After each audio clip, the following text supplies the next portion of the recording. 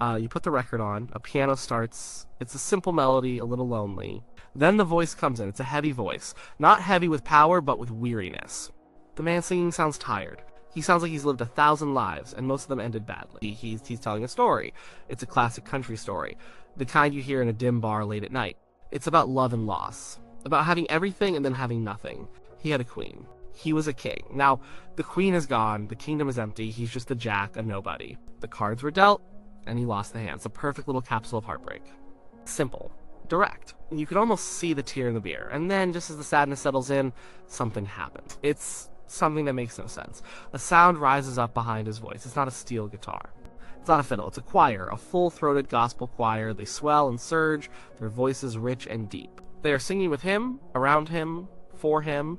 They are just singing harmonies. They are testifying. It feels like church. Suddenly, this sad little country song about losing a girl feels like something else entirely. It feels bigger, more important. It feels like a hymn for the brokenhearted. The question hangs in the air. Why? Why do this? Why take a straightforward song about romantic failure and wrap it in the sacred sound of the church? Why would he demand this? Because he did demand it. This wasn't a producer's idea. This was his idea. This was his soul laid bare on tape. He heard that sad country song, and in his mind, the only possible response, the only sound that could properly hold that much pain, was a gospel choir. To understand that choice, you have to understand the man. You have to go back to the beginning. You have to understand that, for him, there was never a wall between the barroom and the church. There was no line between Saturday night sin and Sunday morning salvation. It was all just life. It was all just feeling. And all deep feeling, for him, was holy. He grew up poor. Dirt poor. The kind of poor that's hard to imagine now. He was born in a 2-room shack in Tupelo, Mississippi. His twin brother was stillborn. From the very beginning, his life was marked by loss and a search for something more. His family's life revolved around the church. Not a quiet, respectable church. It was an Assembly of God church. This was Pentecostalism. This was raw, emotional, and loud.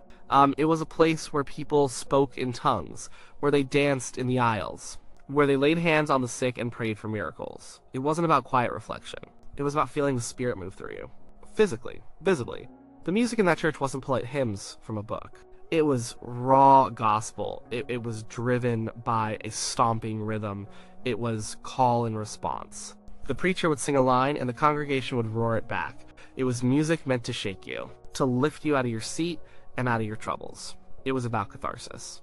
You went in with your burdens, your poverty, your sickness, your heartbreak, and you sang and shouted until you felt a release.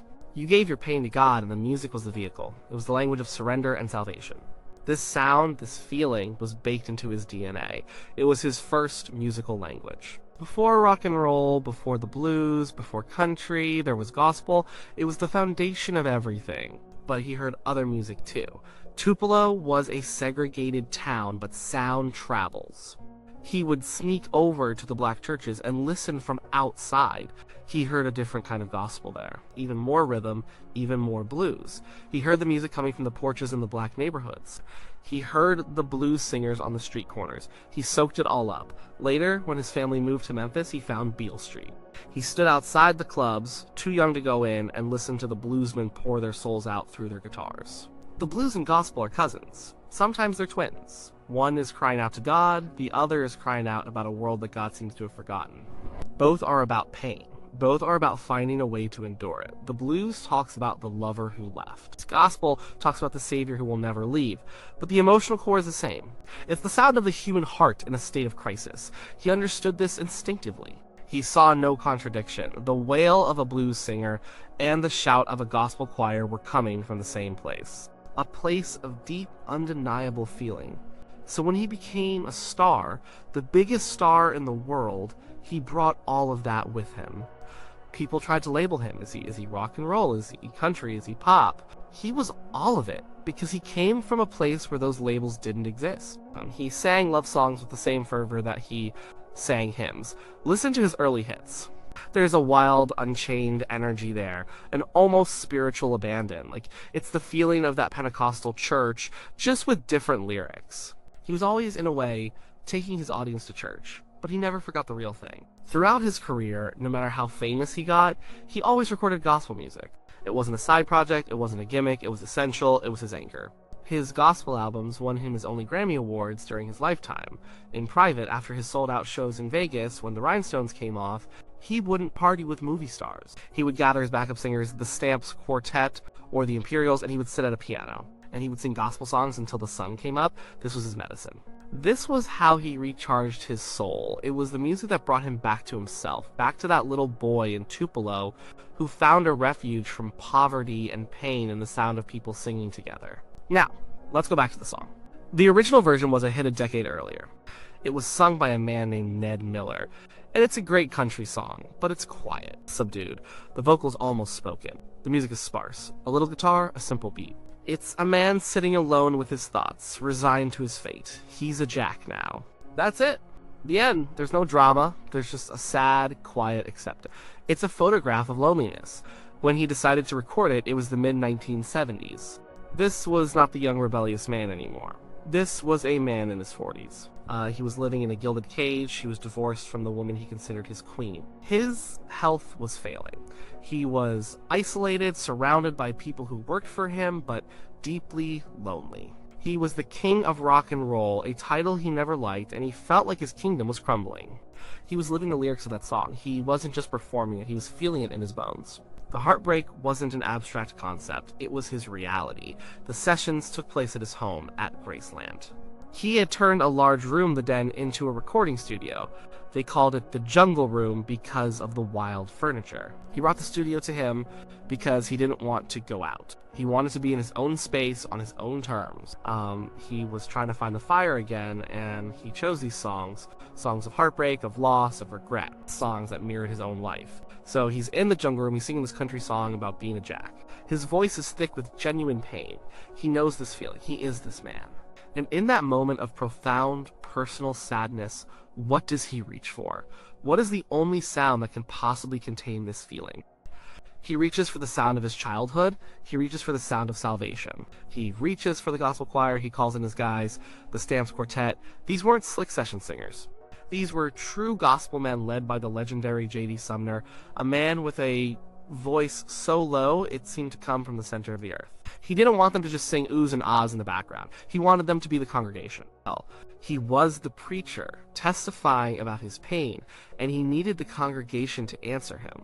Listen to the recording again. It's a conversation. He sings a line full of despair, "I'd be a lonely queen without a king."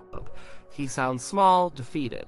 And then the choir comes in, a wall of sound. They don't sound sad. They sound powerful. They sound like they are lifting him up. Their voices are a safety net of sound, catching him as he falls. It's classic call and response, straight out of that Assembly of God church. He sings of losing. The choir responds with a sound of spiritual strength. He sings of being a jack. The choir's presence elevates the story. It's not just a guy who lost his girl anymore. It's a fallen king. The tragedy becomes biblical. The heartbreak becomes epic. The gospel sound transforms the personal into the universal. It says that this pain, this specific heartbreak, is part of a larger human story of suffering and the search for redemption. The choir acts as a Greek chorus, commenting on the action and providing a moral and emotional framework. But it's a very specific kind of chorus. It's a chorus that believes in grace. It believes in a power greater than one man's sorrow. So even as he sings about the finality of his loss, the choir's very presence suggests that this might not be the end of the story. Their voices are filled with hope, even when his are filled with despair. They introduce the possibility of redemption into a song that, on its surface, has none. This is the key. He didn't add the choir to make the song sound bigger or more dramatic in a commercial sense. He added it because, for him, a feeling that deep was a spiritual crisis. And a spiritual crisis requires a spiritual response. A simple country band could play the sadness of the lyrics, but only a gospel choir could touch the agony in his soul.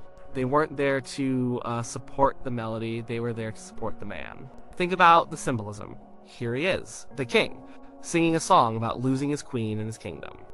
He was a man trapped by his own myth, and in this song he's confessing his failure, his weakness. He's admitting he's not a king at all, just a lonely man.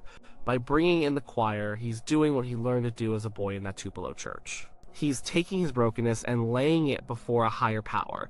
The choir is the sound of that power. It's the sound of grace, the sound of a community coming together to hold up one of its own who has fallen. He is essentially turning a country song into a gospel song. The subject isn't Jesus, but the feeling is the same. It's a plea from a lost soul, it's a confession, and the choir is the absolution. It's the sonic equivalent of a hand on his shoulder saying, "We hear you, brother. We've been there too. There is a way through this." So the answer to the question is both simple and profound. He demanded a gospel choir for this heartbreaking country song because, in his world, there was no difference between the two. Great pain was a sacred thing. A broken heart was an altar, and the only music that could truly speak to that level of human suffering was the music of God. He used the language he learned as a child to describe the pain he felt as a man. He took a song about being a jack, and by adding that choir, he made the listener feel the loss of a king. He wasn't just changing the arrangement, he was changing the song's entire meaning. It was no longer a song about the finality of loss. It became a song about the search for grace in the midst. It was an act of translation. He was translating the secular pain of a country lyric into the sacred language of his soul. And the result is a recording that is almost unbearably sad and, at the same time, strangely uplifting. It's the sound of a man who is lost, but who hasn't forgotten the way home. The song was From a Jack to a King.